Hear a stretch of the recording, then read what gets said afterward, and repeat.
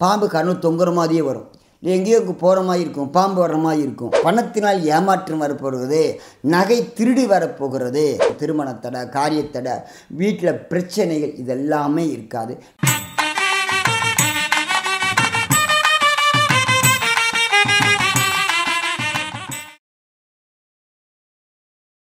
அறிவோம் ஸ்ரீவம் கோடான கோடி நமஸ்காரம் அனைவருக்கும்.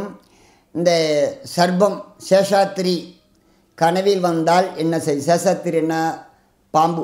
சர்ப்பம் இருக்குது, பாம்பு 5 தலை நாகம், 1 தலை நாகம். பல பேர்த்துக்கு எல்லாம் இப்போ தெரியும், நமக்கு ஒரு நாகம் சர்ப்பம் தெரியும்னு வச்சுக்கோங்க. சரி, இப்போ கனவில் நமக்கு தெரிகிறது, இதனால் என்ன செய்கிறோம்? கனவுல பாம்பு விரட்டும், பாம்பு சர்ப்பம் வேகமாக விரட்டும், கடிக்கிற மாதிரி வரும், ஆன்னு கத்திட்டு முழிச்சுக்குவோம். அப்புறம் என்ன செய்ய? திடீர்னு தட்டுப்படும், பாம்பு கனவு தொங்குற மாதிரியே வரும், எங்கேயோ போகிற மாதிரி இருக்கும், பாம்பு வர்ற மாதிரி இருக்கும். இப்படி பாம்பு கனவில் வந்தால் என்ன பலன் ஆகும் என்று பார்ப்போம். இந்த சர்ப்பம், சேஷாத்திரி, நாகம்மாள், நாகக்கண்ணி, சர்ப்பம், பாம்பு, பல பெயர்கள் நம்ம எல்லாம் ஒன்று தான்.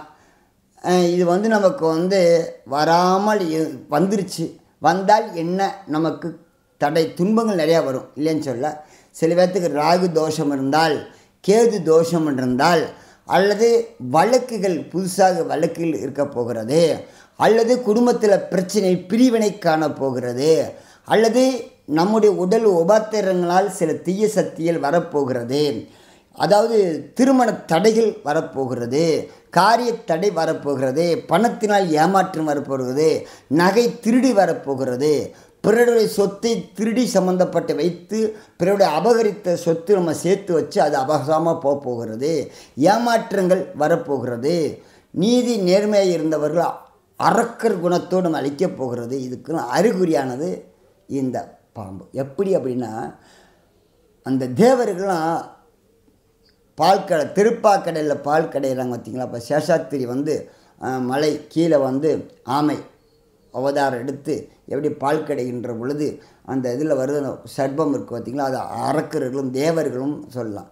அதுபோல் நம்முடைய வாழ்க்கையில் தூய்மையாக ஒரு வாழ்க்கை நெறியாக இருக்கக்கூடிய இந்த பாம்பு ஞான நிலை மேலே இருக்கக்கூடிய சரசர மூலதாரத்திலேருந்து சரசரா வரைக்கும் நமக்கு மேலே சக்கரம் 7 சக்கரம். இந்த 7 சக்கரம் சர்ப்பரூபமாக இருக்கும்.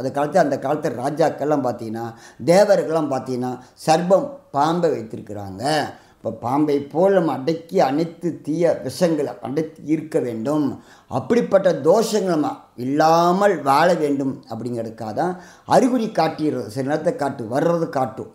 இறை மாற்றம் இருக்கிறவர்களுக்கு, தெய்வ பக்தி இருக்கிறவர்களுக்கு அந்த தெய்வங்களே துணையாக காட்டும், இந்த கனவால் காட்டும் இந்த பாம்பு வருவது.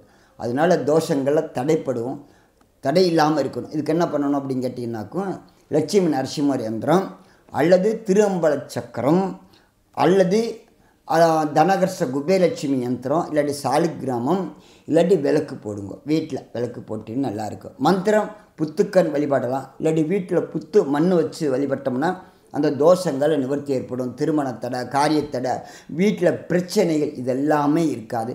நல்ல மாற்றத்தை கொடுக்கக்கூடியது.